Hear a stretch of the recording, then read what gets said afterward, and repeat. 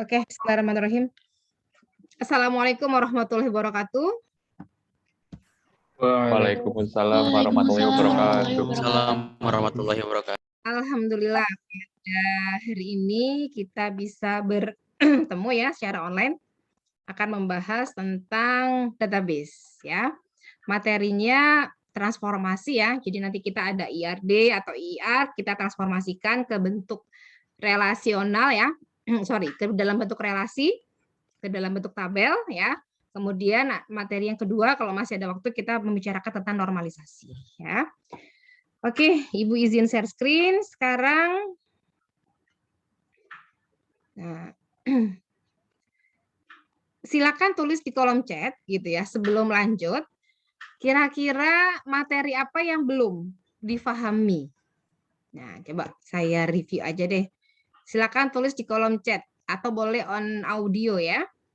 Atribut kemarin ada berapa jenis? Ada 4, Ibu. Atribut. Oke, apa aja Mira? Ada atribut komposit, atribut simple, atribut derivatif, sama atribut.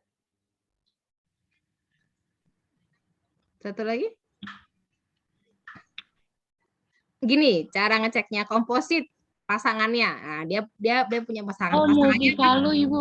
ya 5 harusnya ya, 5 ya. Komposit pasangannya simple ya. Simple. Tunggal pasangannya banyak. Yang kelima derive atribut atau atribut turunan gitu ya. Sip. Iya, Ibu. Ya, Ibu lanjutkan ya.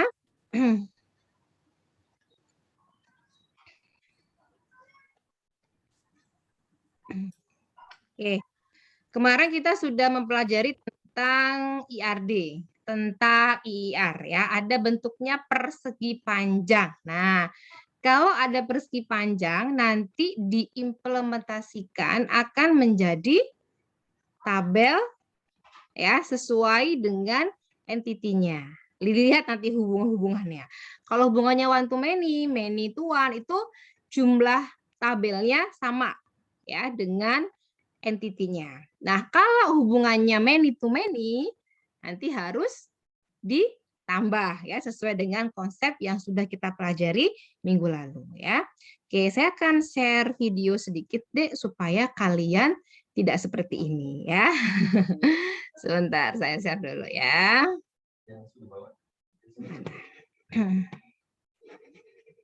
Ini tiba-tiba ini ya, agak-agak nge-lag ini ya.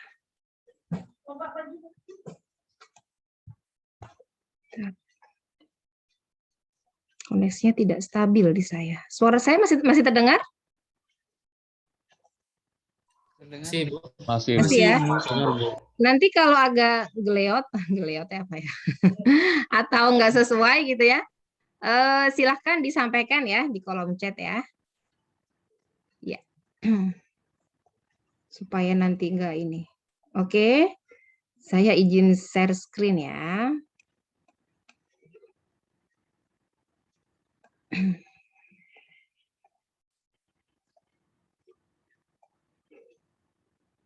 Oke.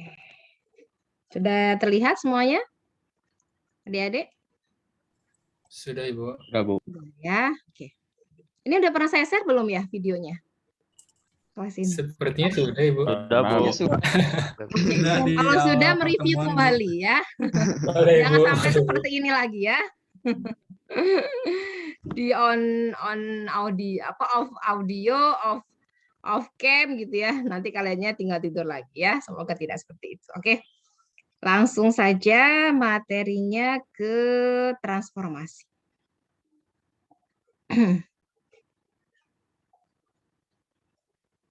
Nanti kalau ada yang kurang dimengerti disampaikan ya Dea. Karena waktu itu tahun pertama kita pandemi itu ada mahasiswa yang tidak paham tapi baru bilangnya pas presentasi. Berarti pertemuan ke-13 14 tuh. Saya jadi bingung ya kemarin-kemarin kenapa nggak disampaikan gitu ya, sehingga mohon kerjasamanya jika nggak paham silakan disampaikan ya. Oke, kita lanjutkan untuk ke logical database design and the relational model. Nah ya, sudah terlihat slide-nya? Sudah, Bu. Nah, Dek, secara umum kalau kalian baca bukunya Connolly dan Beck ya, jadi saya pakai acuannya bukunya Connolly dan Beck ya. Ini, master pointer ya. Jadi di sini ada konseptual, logical, physical ya. Jadi sebentar.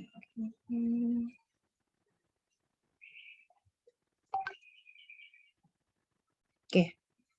Saya suka pakai bukunya ini, Dek. Ini bahasa Inggrisnya lebih mudah difahami gitu ya. Sederhana lah ya, nggak begitu susah. Nah, ini tentang database ya. Tahapannya itu sebenarnya ada dua ini, Dek. Ada konseptual, logical, sama physical. Nah, kemarin IAD, IIR itu kita masuknya ke sini. Nah, dua ini, konseptual sama logical. Di konseptual, ketika kita buat IRD, itu masih diizinkan hubungannya many to many. Tapi kalau sudah masuk ke logical, itu tidak bisa. Harus dikonversi. Menjadi apa, Bu? Ya kayak kemarin ya, one to many, atau many to one. Nah, ya. Nah, ini ada tugasnya masih lama, 2 minggu lagi, supaya kalian bisa untuk membaca bukunya dengan seksama, tidak buru-buru, gitu ya. Nah, apa tugasnya? Kalian membuat resume rangkuman gitu ya, dari langkah-langkah yang ada. Acuannya buku Connolly dan Beck ya, bukan dari WordPress-nya orang gitu ya. Bukan dari website yang blogspot-nya orang, bukan. Acuannya buku supaya sama-sama persepsinya. Karena boleh nggak Bu dari buku lain? Boleh, tapi kalian buku utamanya pakai yang ini, Connolly dan Beck ya. Oke, Bu boleh ambil dari internet. Kalau untuk pemahaman boleh, tapi untuk kita bahas gitu ya, menggunakan buku Connolly dan Beck ya. Nah, setiap mahasiswa tidak boleh sama isi makalahnya, maksudnya nggak boleh kopas ya. Karena kalau ada zaman sekarang kan gampang tuh tinggal di copy paste selesai. Bahkan ada yang kemarin mengumpulkan pakai bahasa Malaysia, bahasa Melayu gitu ya. Jadi agak-agak aneh bahasa. Ternyata kopas dari internet gitu ya, tinggal diganti namanya aja. Nah, itu yang tidak diharapkan. Nah, hari ini kita sekarang belajar tentang yang fisikalnya ya. Ini perancangan database. Ada juga ada yang membaginya seperti ini. Ini 2 itu masuknya ke tahap desain kalau kita belajar pengembangan perangkat lunak ya. Physical masuknya ke implementasi. Ada buku yang seperti itu, tidak masalah ya. Kalian mau pakai yang pertama tadi perancangan dijadikan 3-3-nya atau di split jadi 2 ya. Sekarang kita masuk ke bagaimana cara mappingnya. Nah ini ya, kenapa saya di awal ditanyakan 5 tadi atribut ada berapa, mereview, nanti akan kita petakan gitu ya. Kalau IRD-nya seperti ini, gimana hasilnya gitu ya. Kemarin masih ingat ada 5. Nah, kalian perhatikan. Di sini saya punya namanya tabel customer. Oke, seperti ini. Tabel customer. Oke ya. Kemudian customer ini punya apa, Dek? Dek, kalau saya menggerakkan kursor ke sini kelihatan nggak di layar kalian? Terlihat, Kelihatan, Ibu. Bu. Lihat, Ibu. Ya, di sini ada customer gitu ya. Enakan kuning apa merah? Merah, Bu. Oh, Merah, kalian Bu. lebih kelihatan merah ya. Oke. Nah, customer ini punya berapa atribut, Dek? 3 ya. 3, Ibu. 1, 2, 3. Dan dia tidak ada atribut multi value. Nah, kuncinya itu. Maka kalau seperti ini semua jenis atributnya, baik itu simple, baik itu tunggal, itu langsung dipetakan. Nanti saya buat di physically-nya, berarti punya tabel yang namanya customer. Nah, isinya apa, Bu? Customer ID, customer name, sama customer address. Paham sampai sini? Aman ya? Masih mudah. Ada tulisannya lagi nih ya, unstable. Semoga aman ya jaringan saya. Nah, sekarang masih ingat? Kalau seperti ini atribut apa? Tadi Mbak Amira sudah menyampaikan nih. Nah, dia masih ingat? Dia punya anak. 1, 2, 3, 4. Namanya apa? Atribut Komposit. komposit ya. Ini sudah ada di atas ternyata ya judulnya ya, composite. Nah, di sini berarti saya punya tabel namanya customer. Kalau diimplementasikan ya, isinya apa? Customer ID, customer name, ini nggak pakai. Orang tuanya nggak dituliskan, langsung anak-anaknya. Sehingga menjadi street, city, state, sama zip. Seperti ini. Bu, kalau saya nggak mau ada kompositnya, Bu, oke nggak apa-apa. Berarti misalnya customer punya address, punya alamat. Nah, kalau ini nggak ada, berarti ada berapa kolom, Dek? Ada? 3 ya, Bu? Iya, 3 ya? iya, ada 3. Yaitu customer ID, customer name, sama customer address atau alamat. Gitu ya. Oke. Lanjut. Nah, ini. Employee itu punya 4 atribut. Ada employee ID, employee name, employee address. Sama skill. Nah, kita. Tapi, Bu, skillnya ini masih ingat? Kalau double gini apa artinya? Multi value, Bu. Itu, Bu. Multi value, ingat. Kalau ada multi value wajib hukumnya ditambah. Jadi tabelnya harus nambah sehingga hasilnya seperti ini. Ya. Misalnya employee ID E01 namanya Susilowati. Nah, Susilowati di mana alamatnya? Depok, Bu. Depok. Oh, Depok mendung nggak sekarang, Dek?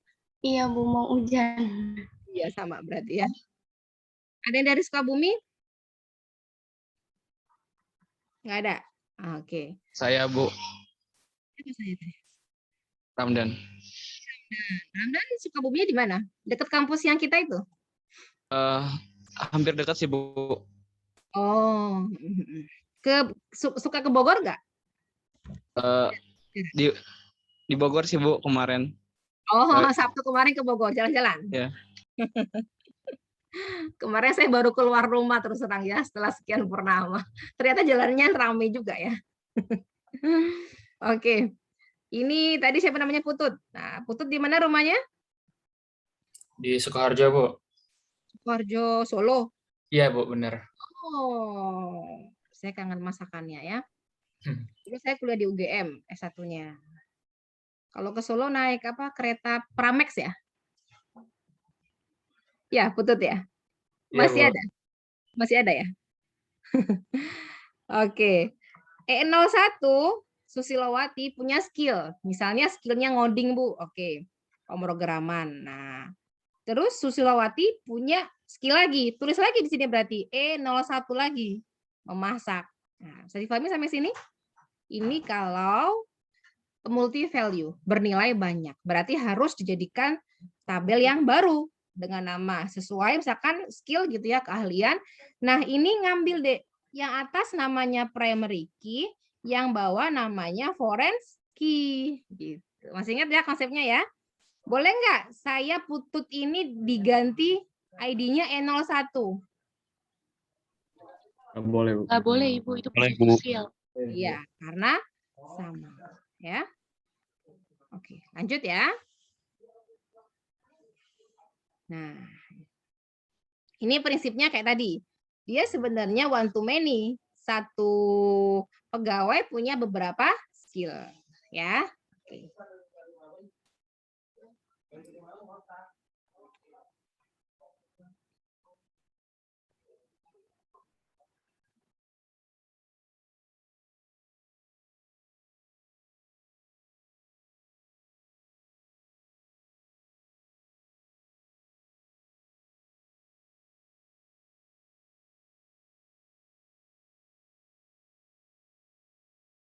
Dek, sebentar ya.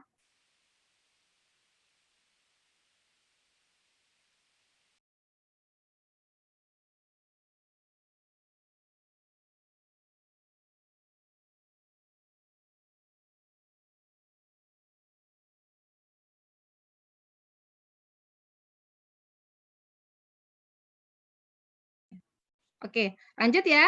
Sekarang masih entity kemarin dibagi menjadi berapa? 2. 2, Bu. Apa, Raffi? Masih ingat nggak? Entity. Putut Entity boleh kuat, menjawab Putut. Oke. entity Apa kuat Putut? sama entity lemah, Bu. Iya, good job ya. Kuat sama lemah. Kemarin saya contohkan pegawai sama tanggungan. Nah, gitu ya. Kalau seperti itu, maka transformasinya adalah, oke, kalian perhatikan di sini, employee has dependent. Ini hubungannya one to many. Ya, perhatikan. Ini yang kuat, entity-nya, ini yang lemah. Nah, kalian perhatikan. One to many atau di sini kuat sama lemah.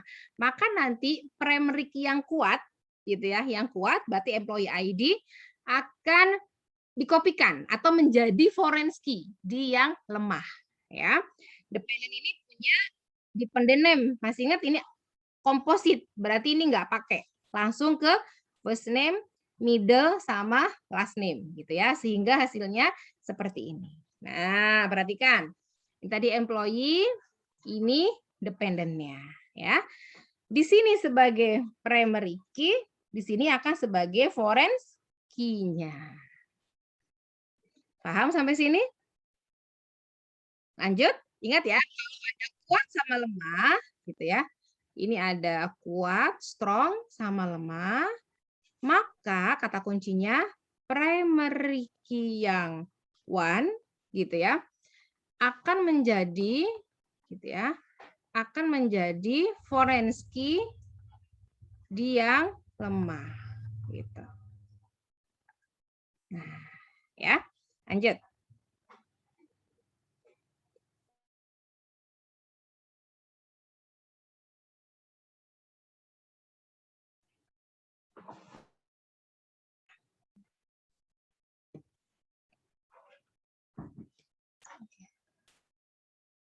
Oke, lanjut ya. Masih ingat kemarin ada relationship ya, ada unary 1, binary 2, ternary 3, quaternary 4 dan seterusnya ya. Sekarang kita buat dulu yang one to many. Ya. Primary key ya.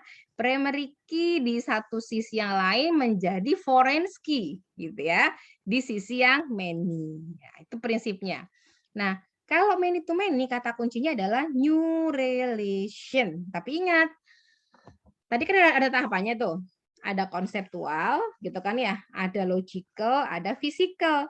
Di tahap logis kan dia udah nggak ada many to many, sudah diubah ya, berarti aman gitu ya. Tapi kalau nanti dari konsep langsung dijadikan ke physical, dicek ada nggak many to many-nya ya. Oke, lanjut. Nah, oke. Coba saya pengen tahu nih cara bacanya kemarin gimana ya, Alam. Coba dibaca dulu Alam yang ininya. Ini nih. Modalitas sama kardinalitasnya. Alam hadir? Ya, coba dibaca. Alam? Nggak ada? Oke, Nabila. Nabila Siti. Nabila? Halo, Nabila? Ibnu Rasya? Ibnu Hadir, Rasya? Bu. Hadir, Bu. Oke, untuk customer boleh tidak melakukan order atau melakukan banyak order. Oke, great. Terus? Untuk order, minimal melakukan satu order dan maksimal satu ya, Bu, untuk tiap customer. Atau boleh diubah, order wajib dilakukan oleh satu konsumen. Nah, perhatikan. Ini hubungannya apa, Dek? Secara umum, lihat yang paling belakang, yang maksimumnya. One, ini many. Gitu kan ya? Hubungannya Iya, one Bu. to many. Maka primary key yang one akan menjadi foreign key atau di-copy ke yang many. Sehingga hasilnya menjadi seperti ini. Nah, ya. Ada customer ID, customer name, customer address. Ini primary key. Dia akan menjadi foreign key. Ambil order sendiri, dia tadi punya order ID sama order date-nya. Berarti di sini. Gitu ya. Oke, lanjut. Nah, sekarang hubungannya many to many. Coba perhatikan. Ya, saya baca. Material disuplai oleh, nah, bacanya seberangnya.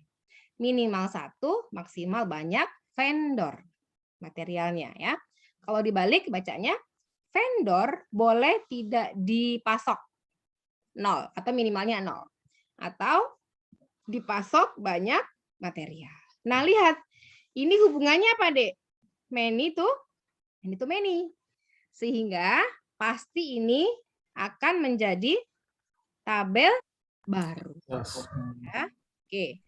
Berarti di sini itu akan menjadi tabel baru yang mewarisi, gitu kan? Yang mana ya? Mewarisi foreign key dari tangan kirinya dan tangan kanannya. Berarti nanti di supply ini dia akan ada material ID, akan ada vendor ID sama unit price. Ini foreign key, ini foreign key. Primary key-nya apa, Bu? Boleh dikasih misalnya supplier ID.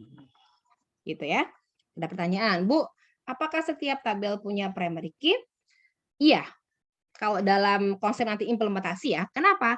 Karena dalam misalkan gini, saya mau menghapus yang saya sorot gitu kalau kita di pemrograman ya. Nah, kalau nggak ada primary key-nya, apa sebagai penandanya? Susah gitu ya. Sehingga memang kalau dalam implementasi, kalau dalam sini mungkin nggak apa-apa. Ya awalnya seperti ini memang. Material ID, gitu ya, vendor ID, unit price, gitu. Kalau untuk yang tabel ini. Tapi kalau sudah diimplementasikan, harus ada primary key-nya. Nah, kalau dia nggak punya yang unik, apa, Bu? Kasih aja, misalkan supplier ID atau ID aja, tipenya kalian ganti nanti dengan auto increment. Jadi nanti increment.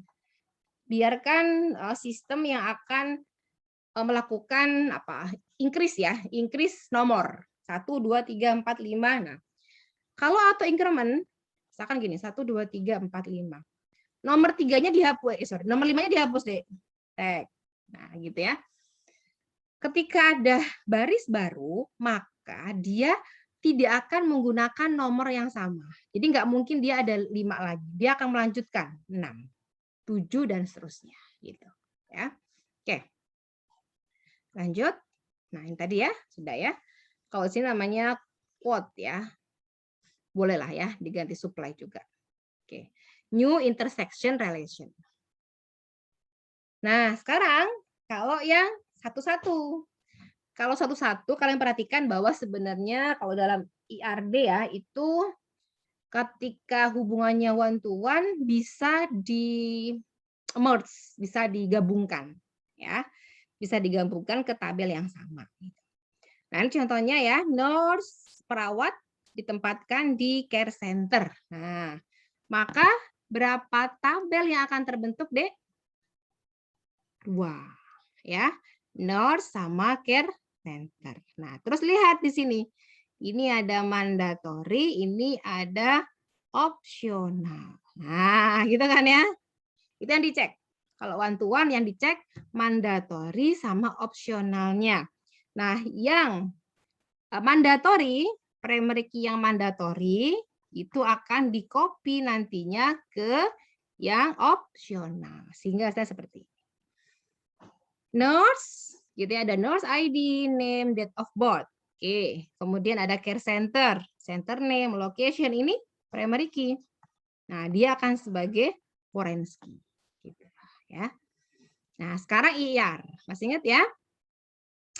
Entity, enhance entity relationship diagram ya. Oke, di sini ada sebelum IR ya. Ini ada yang unary dulu ya. Unary itu 1. Nah, sama prinsipnya. Dilihat hubungannya. Lihat ini. Ini one to many. Berarti perlu nambah tabel baru nggak nanti relasi baru? Tidak. Ya, jumlah entitinya akan sama. Berarti kalau seperti ini 1 hasil dari tabelnya yaitu employee. Isinya apa? Employee ID, employee name, birth date. Nah, karena dia loop ke dirinya sendiri, gitu ya. Maka di sini ada manager ID. Nilainya diambil dari employee ID. Contohnya gini. Anggap ini mahasiswa ini pegawai ya. Pegawai dimanajeri oleh 1 orang. Atau kalau di mahasiswa dikoordinatori oleh komti kayak gitu ya. Misalkan E01 namanya Rafli. Rafli sudah hadir? Ini misalnya 5 Hadir, Bu. April. Ini kelahiran tahun berapa, Dek? 2004 ya? Berapa? Saya, Bu. Ya, Rafli berapa? 2001. Oh, 2001. Oke. Terus 2001 saya udah kuliah ya. Jauh banget ya umurnya ya. Alam sudah hadir belum? Alam. Coba dicolek Alam nih ya. Alam. Ya, yang punya nomornya Alam, tolong. Kenapa? Tadi perasaan nggak ada chat ke kamar mandi kan ya? Oktariza, tanggal lahirnya. Tanggal lahir, Bu. Ya. 23 Oktober, Bu. Wah, habis ini ulang tahun dong ya. 2000? 2002. Oke. Terus ini siapa ya yang pakai ini? Ini yang pakai nama Merizkif. Ya, Bu, saya, Bu. Siapa Saya, Bu, namanya? Rizky, Bu. Maaf, lupa diri Rizky. name lagi. Itu nama apa, Rizky? Nama saya, Bu, Rizky, Bu. Muhammad Rizky Fadur Rahman. Rizky F. Oh, Cuma waktu itu nggak cukup jadi dipadetin. Oh, gitu. Rizky tanggal lahirnya tanggal? 19 Mei, Bu. Oh, Mei. Tahun? 2002. Oke. Nah, misalkan gini, tiga pegawai. Nah, 3 pegawai ini misalnya dimanajeri oleh Rafli. Maka manajer ID-nya ini E01, E01, E01. Jadi nilai yang di sini merujuk looping ke yang employee ID. Kayak gitu ya. Untuk yang unary. Nah, kalau unary hubungannya many to many, Bu, ya jadi tabel baru gitu ya. Contohnya ini. Ini unary. Tapi hubungannya many to many. Nih. Many to many. Sehingga dia menghasilkan 2 tabel, 1+1 ya. Item, ini ya ada item number, name, unit cost. Oke, tek. Terus dia ke sini ya, yang content dikasih nama sini komponen. Ini item number, ini foreign key. Ini primary key-nya. Ya, ini quantity ngambil dari sini. Nah ya, Bu, boleh dibolak-balik? Boleh. Karena urutan kolom, urutan baris dalam database tidak ngaruh. Ya. Lanjut. Nah, ternary ya atau enery. Tergantung ya. Nah, kalau gini menghasilkan berapa tabel, Dek? Pasien, ini pernah saya singgung sebenarnya kasusnya mirip. Pasien, ahli medis, treatment, pasien treatment. Berarti melibatkan berapa tabel nantinya? 4 ya, Bu. 4, Bu. Ada tabel pasien, tabel ahli medisnya, tabel treatmentnya, yang di sini gabungan. Dia mewarisi forensik dari pasien, dari physician, dari treatment, plus tambahannya ini, result, date, sama time. Nah, hasilnya kayak gini. Masih ingat ya? Pasien ID, dokternya siapa, treatmentnya. Ingat, kalau buat tabel ngisinya harus yang ada primary key-nya terlebih dahulu. Tidak boleh ngisi yang foreign key dulu.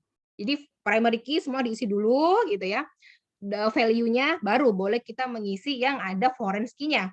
Karena kan nilainya diambil dari yang ada primary key-nya gitu ya. Baru diisi nanti ini ada pasien treatment, dia mewarisi pasien ID siapa, dokternya siapa, treatment kodenya apa, tanggal, waktu, hasil. Gitu ya. Oke. Nah, lanjut ini yang IR ada subtype sama subtype. Masih ingat ya minggu lalu ya?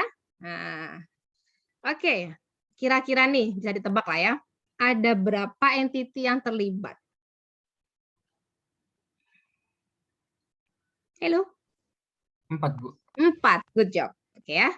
Apa, Bu? Employee, hourly employee, salary, sama konsultan. Ini pas di tabel employee ditulis semuanya. 5-5-nya gitu ya. Terus masuk ke sini hanya primary key-nya aja. Nah, jadi kayak gini ya. Di sini primary key, nanti di sini sebagai foreign key. Pertanyaan saya simple. Boleh nggak namanya beda? Ini employee number, ini H employee number. Boleh kalau dalam tabel? Boleh, Ibu. Boleh. Iya, tidak masalah. Ya, oke. Asalkan pada saat menarik garisnya nanti sesuai. Itu aja. Ya.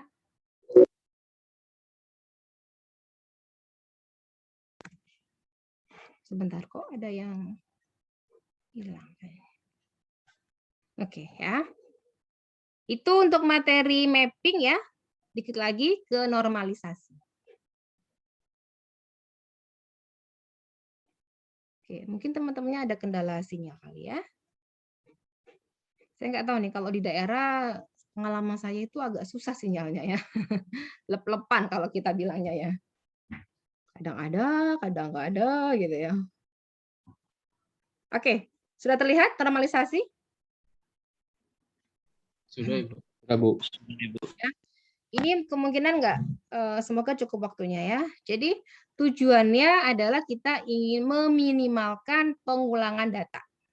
Ya, mengurangi, bukan menghilangkan, karena nggak bisa kita hilangkan, pasti ada yang kita ambil, minimal primary key-nya aja. Ya.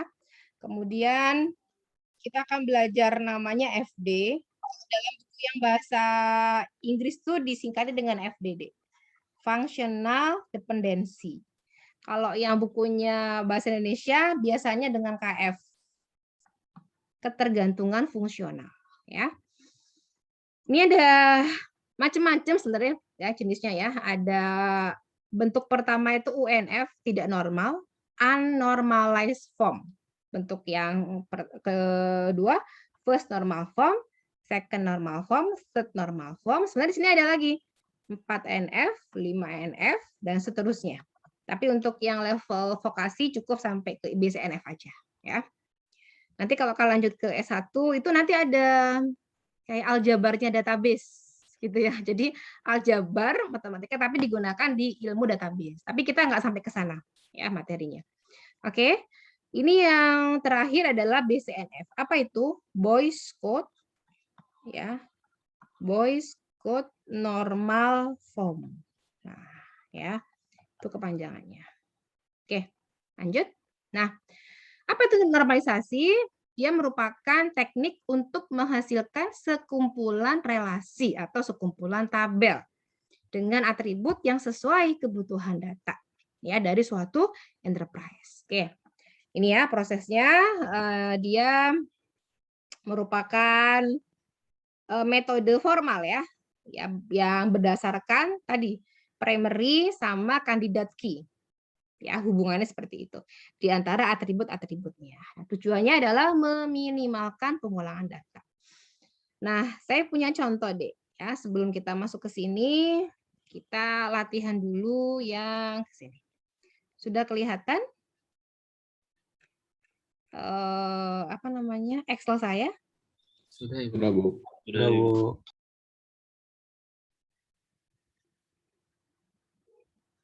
Oke. Contohnya gini misalnya ya. Oke, saya copy dari yang ini aja.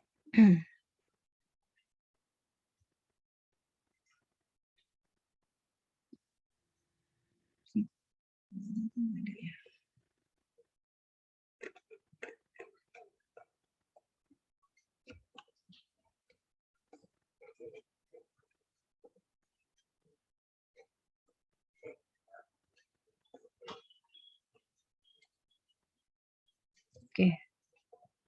Saya taruh sini ya. Sudah terlihat sampai sini? Belum ada seksinya, Ibu. Mati ada. Nah, sudah kelihatan? Sudah, Bu. Nah ya, oke. Dan ini ada tabel. Nah, ya, satu tabel ya. Ada staff number, staff name, position, salary, branch number, branch address. Jadi ini digabungkan antara tabel staff dengan tabel branch. Ini akan ada kendala. Kita sebutnya dengan anomali. Apa anomalinya? Nah, kalian perhatikan. Yang pertama adalah saat kita mau, ini yang paling simpel dulu ya, menghapus, delete ya. Kalian perhatikan. B03 itu punya berapa staf, Dek? 3, Bu. 3, Bu. N, Susan sama David ya, 3 staf. B05 punya berapa staf?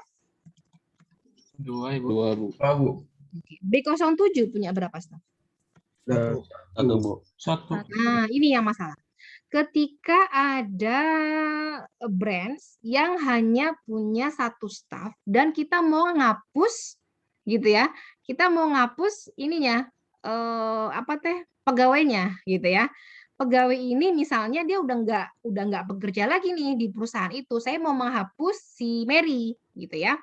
Nah, dalam database nggak mungkin dong ngapusnya cuma 1,5 gini, ya nggak? Ngapusnya kalau mau 1 baris kan? Ya, dalam database ya. Oke. Kalau di Excel bisa, tapi kalau di sini kan nggak bisa ya dalam database. Kita ngapusnya otomatis 1 baris gini. B07 ikut terhapus nggak, Dek? Ikut. Ya kan? Karena 1 baris. Kebetulan B07 itu hanya punya 1 staf. Sehingga ketika kita menghapus Mary, otomatis branch number-nya juga ikut terhapus. Padahal niat kita hanya menghapus yang Mary saja. Nah, berarti ada anomali. Anomali saat apa, Bu? Saat ngapus, saat delete.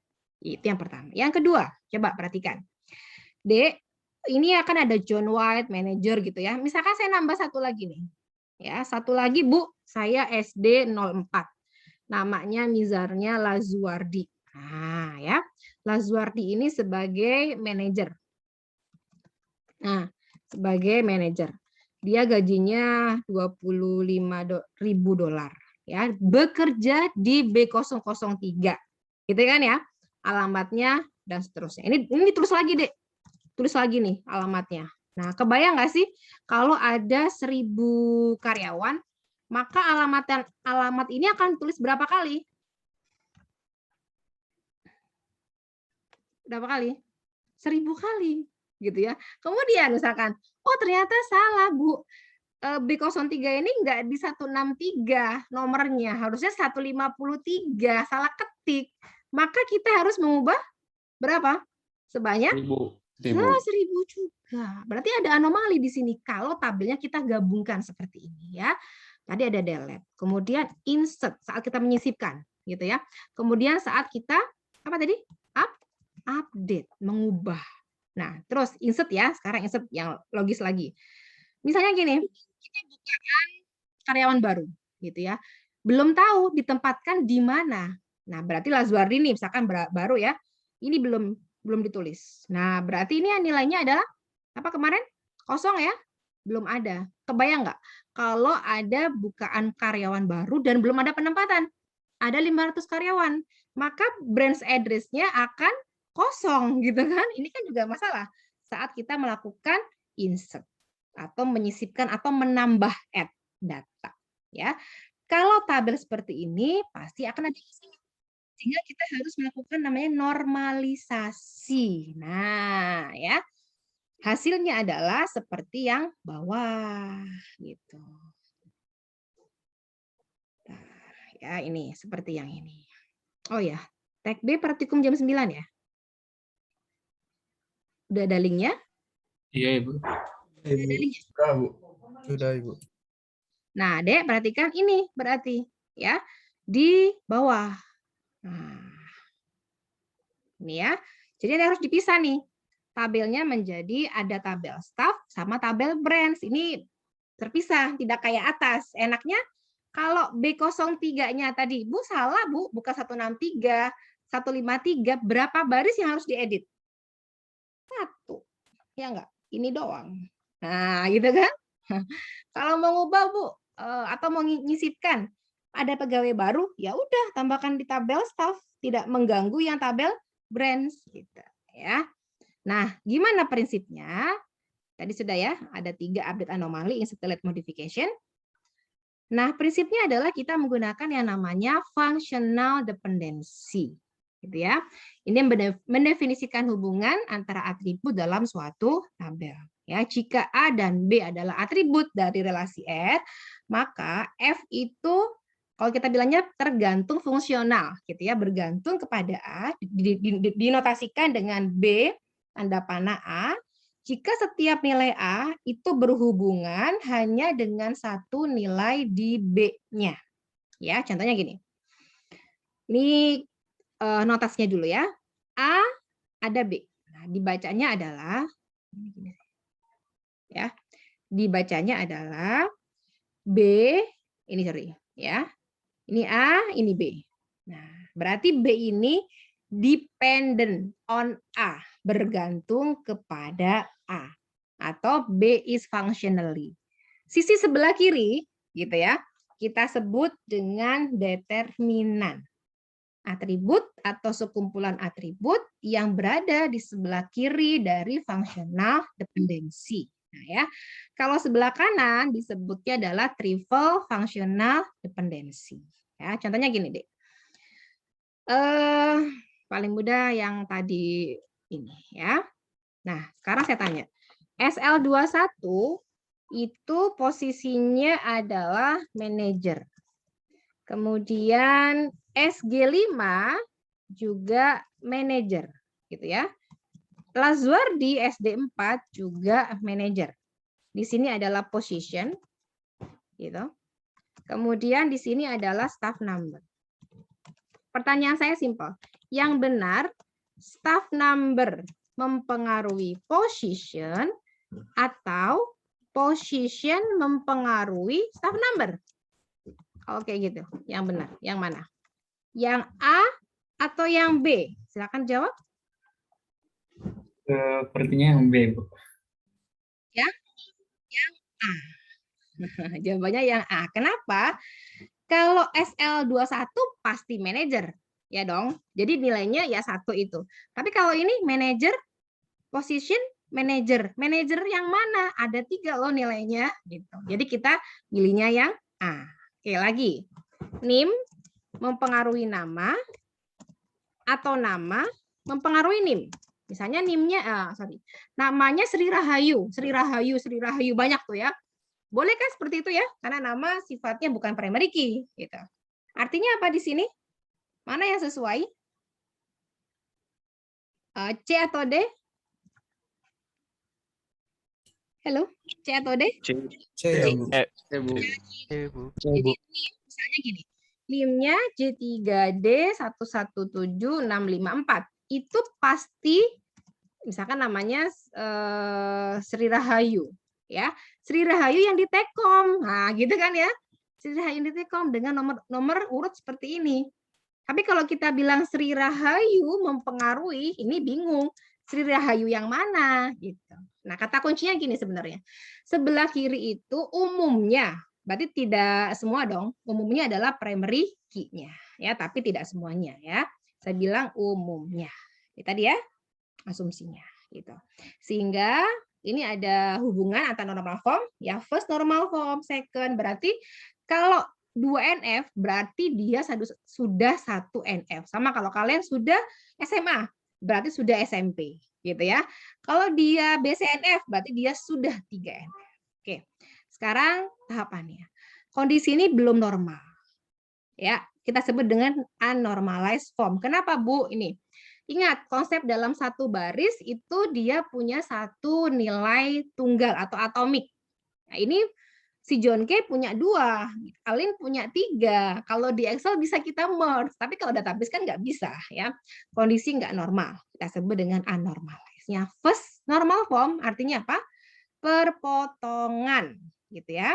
Perpotongan antara baris dan kolom pada tabel hanya berisi 1 nilai. Oke, jadi dikit lagi ya. Contohnya seperti ini, Dek.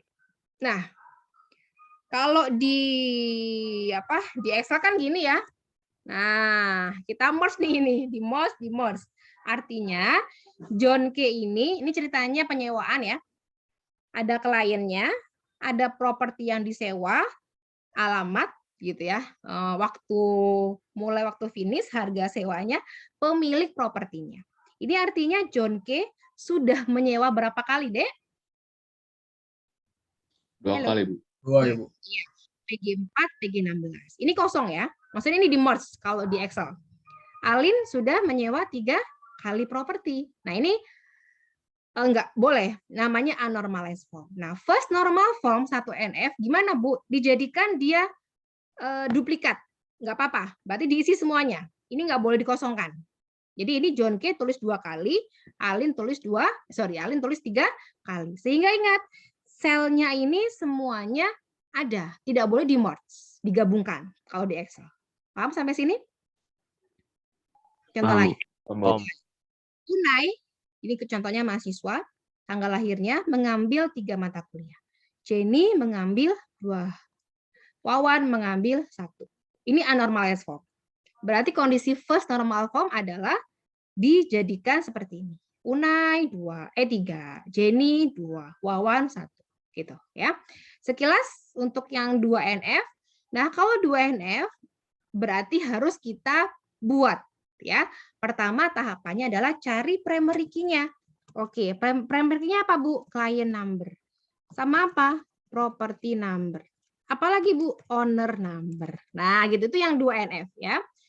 Ini yang 2NF. Saya akan bahas lagi minggu depan ya. Ini aja pengenalan. Kalian perhatikan berikutnya, cari primary, cari atribut itu bergantung kemana. Nah, CNAME. CNAME ini bergantung kepada siapa, Dek? Client number. Property number ini primary key. Oke, P address bergantung kemana? Apakah bergantung kepada client number? Enggak. Bergantung kemana?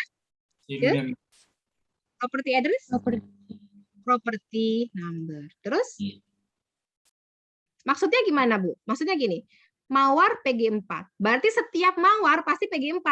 Oh iya benar. Anggrek PG16. Gitu maksudnya ya. Berarti sama gitu. Sekarang Randstad. Apakah Randstad dipengaruhi oleh property number? Enggak. PG4 Juli. PG4 beda lagi. Gitu kan? Berarti enggak. Apalagi? Property number mempengaruhi siapa? Ren, Bu. Ren. Lihat, sama kan? Terus mempengaruhi juga owner number sama owner name. Nah, ya. Ini owner number mempengaruhi owner name. Bu, ini ada 2 gini ya? Iya, nggak apa-apa. Ada 2 gini ya. Terus yang belum apa, Dek? Randstad sama Renfinish. Ketika kita sewa, berarti gimana? Sewa itu siapa yang menyewa, gitu kan ya? Properti apa yang disewa? Berarti gimana? Randstad itu sebelah kiri apa sebelah kanan nantinya? Sebelah kanan ya, sehingga hasilnya client number dan property number mempengaruhi Randstad sama Renfinish. Gitu. Ya. Ini baru 2NF. Lanjutkan minggu depan ya untuk materi normalisasi. Ada pertanyaan sampai sini silakan. Ada? Harus latihan ya nanti supaya apa sesuai. Oh ya, rekamannya selalu saya update ya. Dan saya sudah naruh-naruh video, sebenarnya bisa kalian pelajari sebelum perkuliahan atau praktikum berjalan ya. Ada pertanyaan silakan. Alam ke toilet. Oh iya masih ke toilet. Ada pertanyaan, Dek? Cukup? Halo. Cukup ya? Cukup, Bu. Saya akhiri, semoga ada manfaatnya. Terima kasih. Assalamualaikum warahmatullahi wabarakatuh.